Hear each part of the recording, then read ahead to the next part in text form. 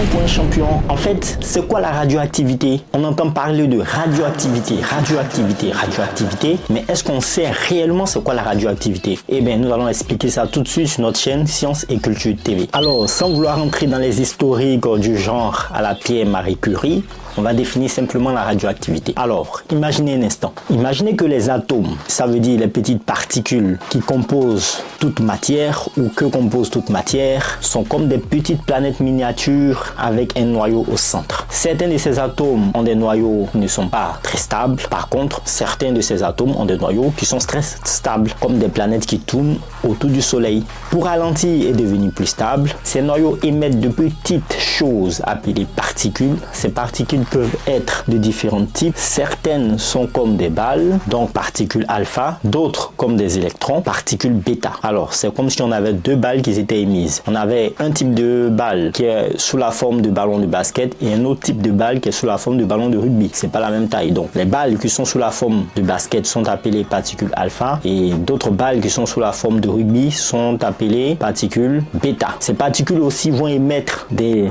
rayons de lumière qu'on appelle rayons gamma. L'émission de ces petites particules par les noyaux est ce que l'on appelle la radioactivité. Donc, pour définir simplement, la radioactivité, en fait, c'est l'émission de particules alpha, particules bêta et des rayons gamma des noyaux qui ne sont pas stables. Pour donner un exemple, c'est comme si ces noyaux envoyaient des messages pour devenir plus stables. Cela se produit naturellement dans certains matériaux comme l'uranium qui est dans le sol. C'est pourquoi vous entendez parfois parler de matériaux radioactifs. Les rayonnements émis peuvent être dangereux pour les humains en grande quantité. C'est pourquoi nous devons être prudents afin de ne pas rentrer en contact direct avec ces éléments. Pourtant, la radioactivité est très utile. On l'utilise par exemple en médecine. On peut utiliser des matériaux radioactifs pour diagnostiquer et traiter certaines maladies. En énergie, on l'utilise pour produire de l'électricité, comme dans certains pays comme la France, dans les centrales nucléaires. Qu'est-ce qu'on peut retenir de tout ça? La radioactivité, c'est quand de petits morceaux sortent du noyau des atomes pour les aider à devenir plus stable. Cela peut être à la fois dangereux et utile et c'est quelque chose que les scientifiques étudient très